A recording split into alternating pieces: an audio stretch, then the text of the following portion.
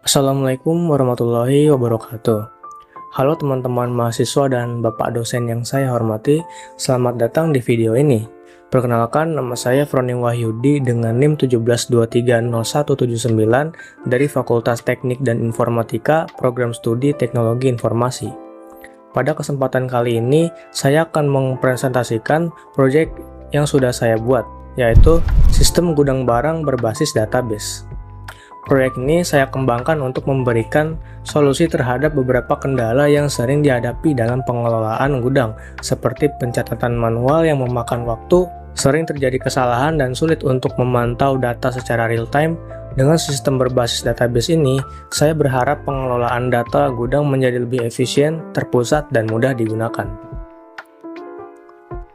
Sistem ini dirancang menggunakan PHP MyAdmin sebagai basis data utama, dengan fokus pada pengelolaan 4 jenis data utama, yaitu data admin yang berfungsi mengelola penggunaan sistem, data barang untuk pencatatan stok barang yang tersedia di gudang, data transaksi yang digunakan untuk melacak barang yang masuk dan keluar dari gudang, dan terakhir, data registrasi ulang yang digunakan untuk menambah admin baru.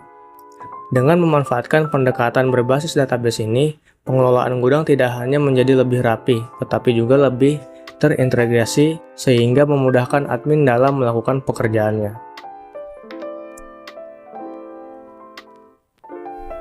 Dalam dunia industri atau logistik, pengelolaan gudang merupakan elemen yang sangat penting, namun seringkali kita menemui beberapa masalah seperti pencatatan manual yang rawan kesalahan, baik karena faktor manusia maupun proses yang tidak terstandarisasi, tidak adanya sistem terpusat sehingga menyulitkan pelacakan stok atau transaksi barang secara keseluruhan, kesulitan dalam pemantauan real-time, terutama untuk barang yang sering keluar masuk gudang.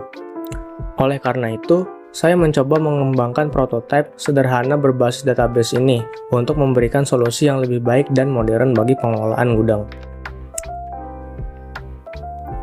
Untuk merancang sistem ini, saya menggunakan pendekatan berbasis database dengan menerapkan relasi antar tabel. Sistem ini mencakup 4 entitas utama. Yang pertama ada admin sebagai pengguna sistem yang bertanggung jawab atas pengelolaan data. Kedua ada barang untuk mencatat stok yang tersedia di. Ketiga ada transaksi barang untuk mendokumentasikan barang yang masuk dan keluar. Yang keempat, registrasi ulang untuk menambah akun admin baru ke dalam sistem. Fungsi utama sistem ini meliputi CRUD, yaitu Create, Read, Update, Delete, untuk data barang dan transaksi. Registrasi admin baru yang memungkinkan penambahan pengguna dengan akses ke sistem.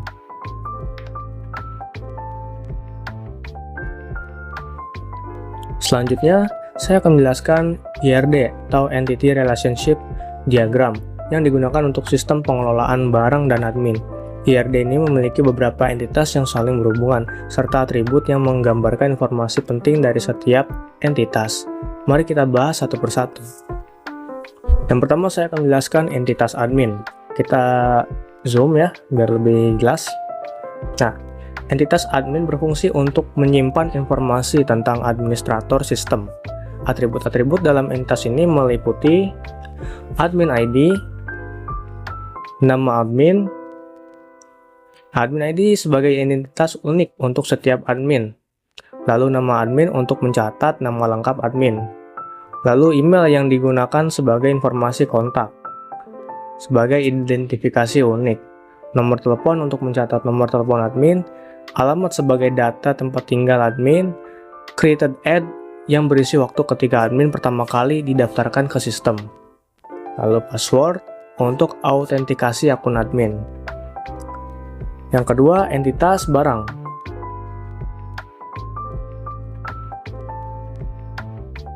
Entitas barang berfungsi untuk mencatat informasi barang yang dikelola oleh admin.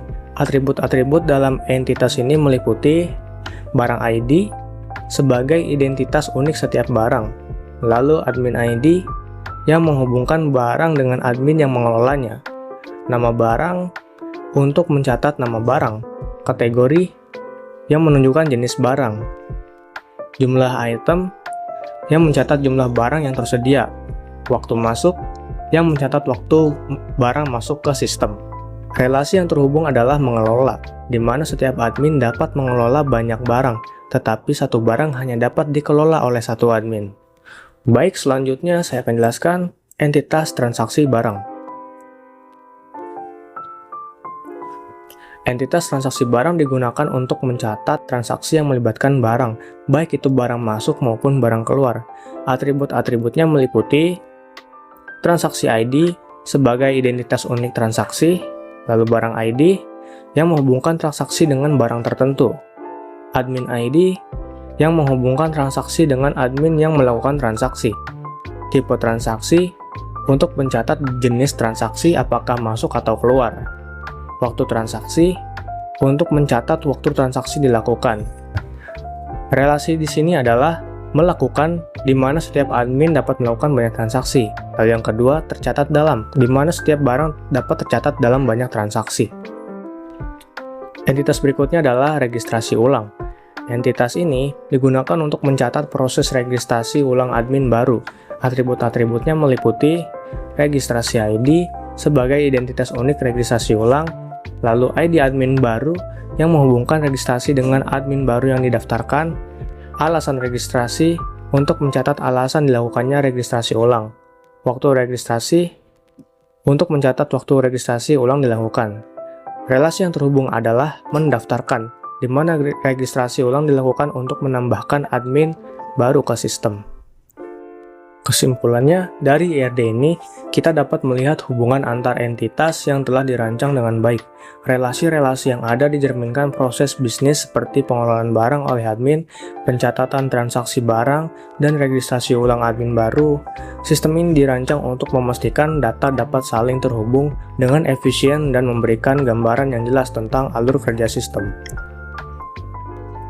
Baik, berikutnya saya akan sedikit menjelaskan tentang perancangan web dan koneksi ke database. Oke. Dalam perancangan sistem ini, saya menggunakan teknologi berikut. Pertama ada HTML untuk membangun struktur dasar halaman seperti formulir input dan table. Lalu untuk CSS untuk mempercantik tampilan dan memastikan antarmuka lebih responsif. Lalu ada PHP sebagai bahasa server-side untuk logika sistem, termasuk pengolahan data, validasi input, dan koneksi ke database MySQL. Sistem ini memanfaatkan MySQLi untuk menghubungkan PHP dengan database MySQL. Jika terjadi kesalahan koneksi, sistem akan langsung menampilkan pesan error untuk mempermudah troubleshooting. Oke, selanjutnya saya akan mendemonstrasikan antarmuka web yang sudah saya buat. Di sini saya menggunakan browser Mozilla Firefox ya. Nah, ini adalah halaman utamanya, login.php. Nah, ini adalah form untuk memasukkan email, password adminnya, admin gudangnya. Karena di sini saya belum buat akun, maka di sini saya akan mengklik ini terlebih dahulu untuk registrasi ulang. Nah, ini adalah form untuk membuat admin baru. Misalnya saya kasih nama lengkapnya Foni Wahyudi, emailnya foniwahyudi@.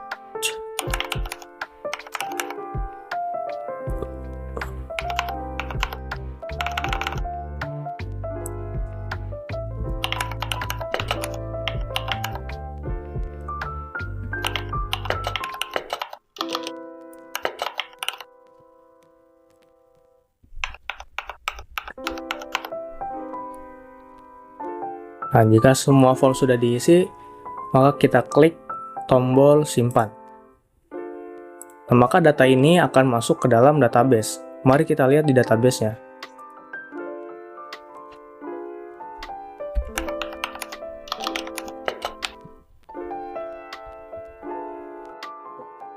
Oh, salah.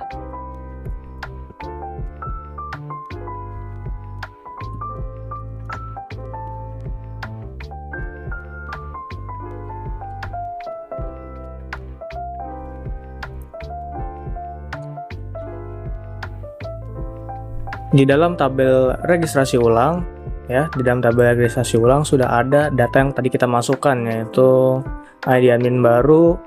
Ini ID admin barunya, ini registrasi ID-nya, waktu registrasinya, dan alasan yang tadi kita masukin yaitu buat akun baru. Kemudian data tersebut juga akan masuk ke dalam tabel admin. Kita coba lihat di tabel admin. Nah, sudah ada ya datanya ya. Namanya sudah sesuai yang tadi saya inputkan, emailnya juga, nomor telepon, alamat, created ad, passwordnya. Saya tidak kasih enkripsi agar bisa dilihat di sini ya passwordnya. Jadi kalau lupa tinggal lihat database-nya aja. Baik, kita lanjut lagi ke websitenya.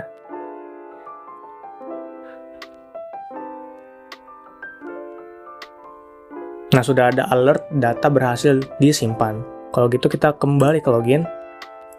Kita akan coba login, masukkan emailnya Wahyudi, passwordnya, oke. Oh, salah, ulang.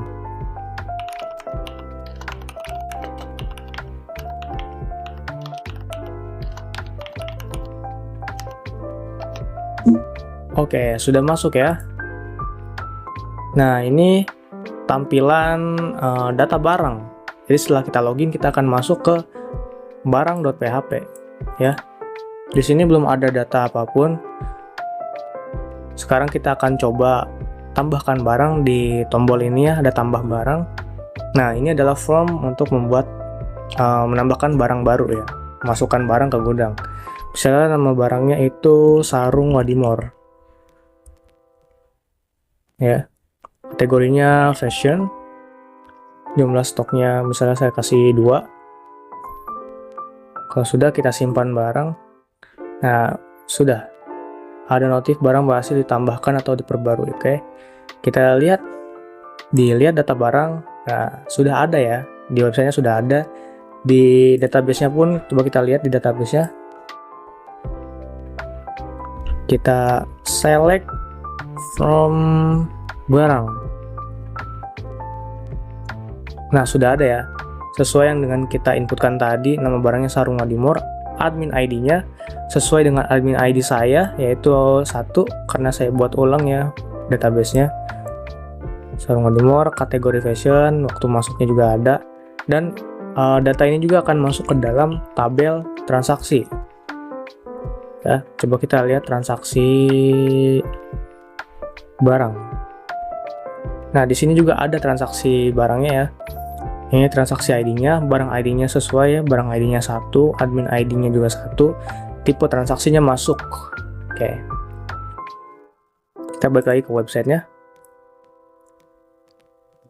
Kemudian di sini juga ada barang keluar ya.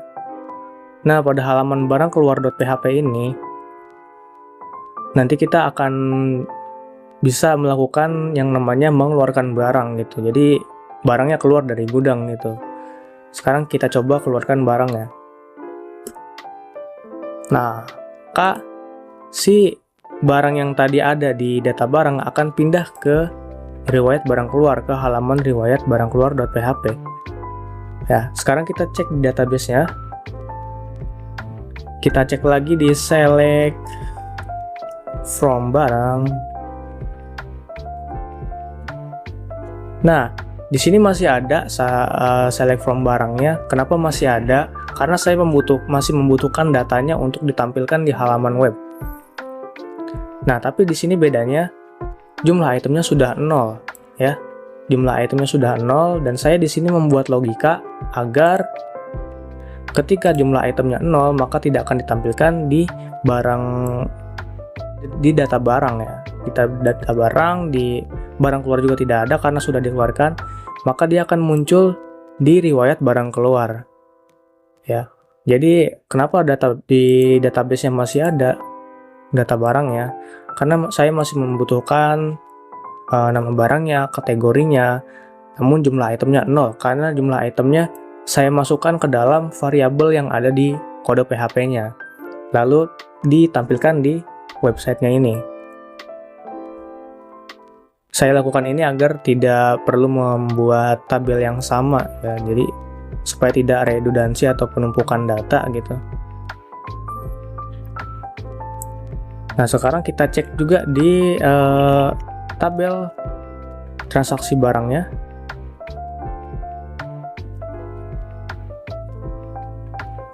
Nah, sudah ada dua transaksi ya, transaksi ID 1 dan 2. Nah, ini transaksi yang barusan kita lakukan itu transaksi keluar. Barang ID-nya sama, admin ID-nya juga sama, ya, tipe transaksinya ini, waktu transaksinya, ya. Oke. Kita balik lagi ke websitenya.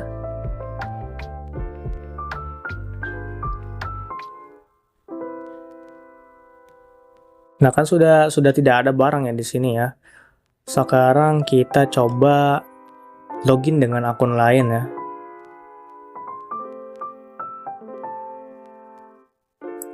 Oh enggak, sekarang kita coba tambah barang lagi deh. Tambah barang lagi misalnya sepatu Adidas. Kategori fashion juga deh, fashion. Jumlah 1, simpan barang, lihat data barang, sudah ada ya. Nah, kemudian misalnya ada dua admin ya, yang satu inbound, yang satu outbound. Misalnya saya buat lagi akun baru di sini. Nah, di sini saya akan menggunakan akun lain untuk mengeluarkan barangnya.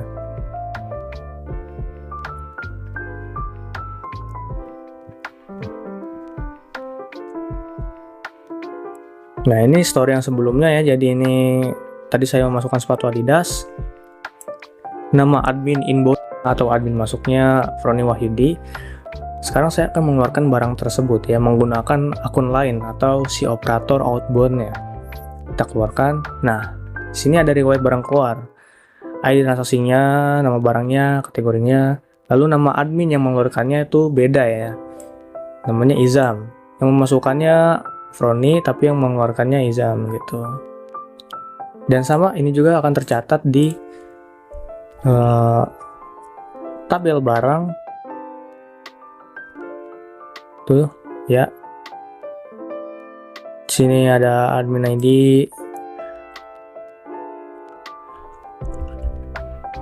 lalu di tabel transaksi juga ada.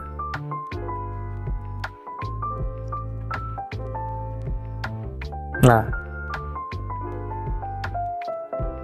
admin ID-nya itu 2 ya, berarti yang mengeluarkan itu adalah si Izam. Coba kita select from admin. Ya, admin ID 2 adalah Izam, jadi mengeluarkan barang yang tadi sepatu Adidas itu adalah Izam. Jadi sudah sesuai dengan kebutuhan di websitenya ya.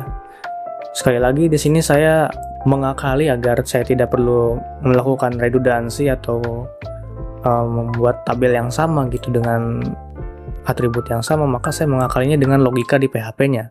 Jadi jumlah item yang 0 tidak akan ditampilkan di websitenya, tapi sebenarnya masih ada di database-nya gitu. Karena tidak mungkin saya bisa memanggil data yang sudah tidak ada gitu. Saya membuat ini agar data yang barang yang sudah dikeluarkan itu masih bisa dilihat riwayat barang keluarnya, karena pada penerapan di lapangannya pun seperti itu. Jadi harus ada riwayat barang keluarnya, riwayat barang masuk dan juga riwayat barang keluar. Oke, misalnya data ini sudah tidak dibutuhkan lagi ya. Nah, di sini saya menyediakan tombol untuk hapus semua riwayat. Artinya semua data yang sudah dikeluarkan ya, data ini sepatu Adidas, sarung Adimor, ini akan dihilangkan dari database. Oke, kita coba hapus. Nah, sudah tidak ada ya. Kita akan cek lagi di database-nya.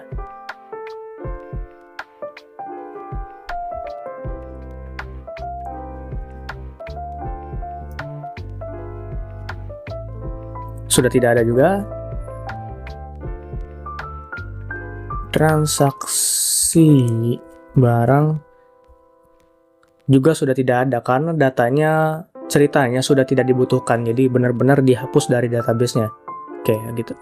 Oke, itu mungkin demonstrasi dari web yang sudah saya buat menggunakan database dan untuk menghubungkannya menggunakan PHP ya.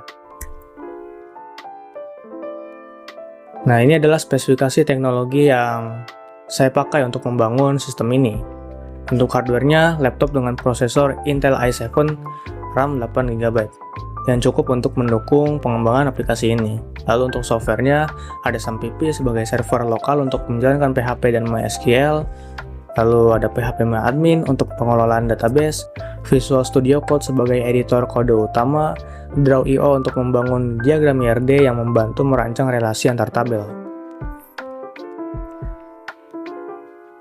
Nah, yang terakhir adalah kesimpulan dan saran. Setelah mengembangkan sistem ini, saya dapat menyimpulkan bahwa pertama, sistem ini mampu memenuhi kebutuhan dasar dalam pengelolaan gudang. Kedua, dengan pendekatan berbasis database, pengelolaan data menjadi lebih terstruktur, efisien, dan mudah diakses.